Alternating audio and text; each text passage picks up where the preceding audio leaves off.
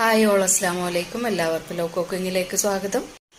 Friday സ്പെഷ്യലായിട്ട് ഉണ്ടാക്കിയ അയക്കൂറ ബിരിയാണിയുടെ റെസിപ്പിയാണ് ഇന്നത്തെ വീഡിയോയിൽ കാണിക്കുന്നത്. മീനൊക്കെ റെഡിയാക്കി വെച്ചിട്ടുണ്ട്. ഇനി മീനിലേക്ക് കുറച്ച് മസാല പുരട്ടി വെച്ച് കൊടുക്കാം.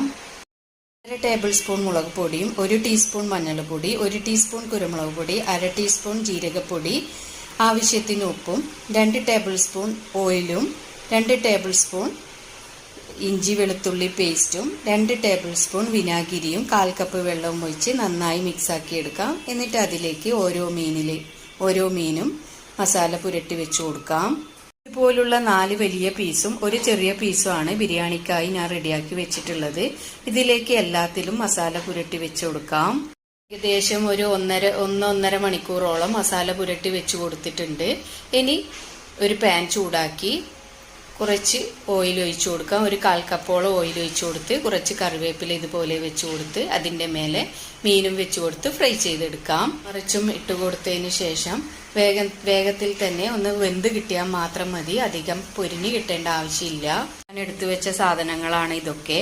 6 സവാള ഇതുപോലെ സ്ലൈസ് അരിഞ്ഞതും, 4 തക്കാളിയും, 2 ടേബിൾ സ്പൂൺ ഇഞ്ചി പേസ്റ്റും, 2 ടേബിൾ സ്പൂൺ വെളുത്തുള്ളി പേസ്റ്റും, 12 പച്ചമുളക് ചതച്ചതും ചേർത്ത് റെഡിയാക്കി വെച്ചിട്ടുണ്ട്. ഓയിൽ ഒഴിച്ചോട്ട് ചൂടാക്കി സവാള ആദ്യം വഴറ്റിയതിന് ശേഷം തക്കാളി ചേർത്ത് കൊടുക്കാം. ഉടഞ്ഞ് വഴറ്റി വന്നതിന് ശേഷം ഇഞ്ചി വെളുത്തുള്ളി പേസ്റ്റും പച്ചമുളക് ചതച്ചതും ചേർത്ത് കൊടുക്കാം.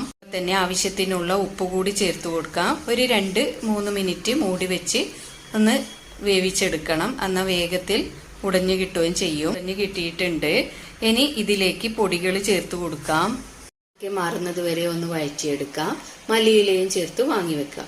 പാത്രം അടുപ്പത്ത് വെച്ച് ചൂടാക്കി 1/2 കപ്പ് ഓയിൽ ചേർത്തോട്ട് സ്പൈസസ് കുറച്ച് ചേർത്ത് കൊടുക്കുക. 1 സവാളയും ചേർത്ത് ജസ്റ്റ് ഒന്ന് വഴറ്റി വന്നതിന് ശേഷം കഴുകി വൃത്തിയാക്കിയ 1/4 കപ്പ് ജീരകശാല റൈസും ആവശ്യത്തിന് ഉപ്പും ചേർത്ത് ജസ്റ്റ് ഒന്ന് വഴറ്റിയതിന് ശേഷം 1 ലിറ്ററോളം തിളച്ച വെള്ളം ഒഴിച്ചു കൊടുക്കാം.